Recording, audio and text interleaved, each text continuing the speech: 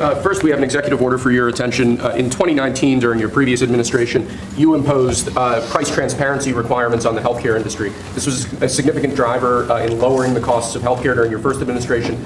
Those requirements were largely reversed by the Biden administration. Now we're reinstating or terminated, right? Terminated. We're strengthening them. The idea is to make price transparency a key aspect of healthcare policy in America. It's one of the biggest things that can happen to reducing cost in healthcare. It takes a little while to kick in, but Biden ended it immediately upon coming in, which was a terrible travesty, in my opinion, and we're going to start it up, and we've actually made it even stronger by a couple of major factors, right? Anybody have any question on price transparency?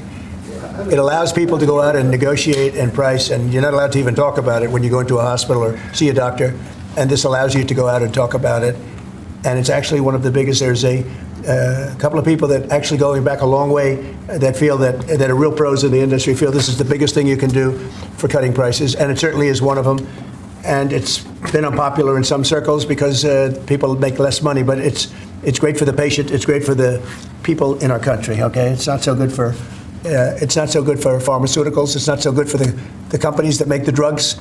And I guess you could say it probably isn't so great for hospitals, but they say that if you have a great hospital that's really knows what they're doing, it's actually great for a hospital because everybody wants to go there.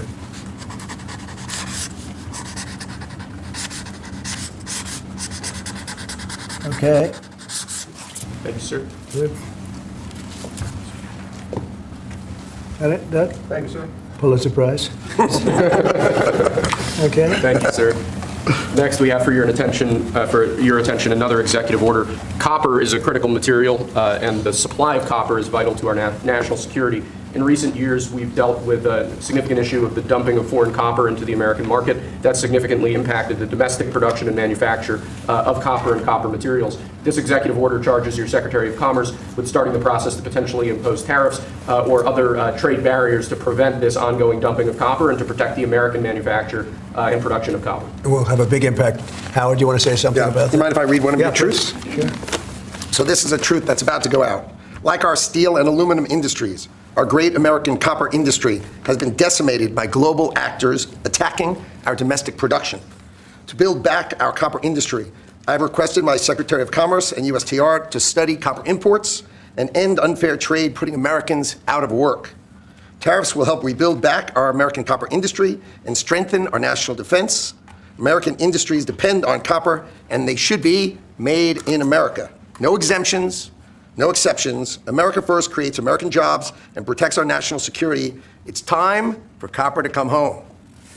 If it's all right with you, if I can talk a little bit about the digital services tax, would that be all right? Go ahead, do that. So I read another truth. This is sort of so fun to read his words. It can't be any better. So our incredible United States economy and undeniable American spirit has enabled the creation of the greatest technology companies on earth. Our digital economy is bigger than most of the world's countries, and the market cap of even one of our companies exceeds every European country.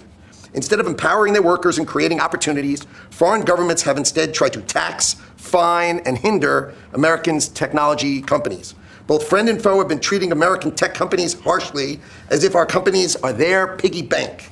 This will now end. It is my objective to level the playing field and end these attacks.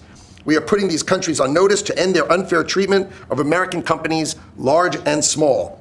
Our companies are the greatest investors in the world. So our tech companies are the greatest investors in the world, and their investments will go only to where American companies are treated fairly. Our ingenuity, grit, drive, and perseverance have built America. If these countries want to participate in the AI industrial revolution, it's time to choose sides with America, not against us. And we signed that on Friday, sir. Okay, very big deal, right? Huge. Thank you.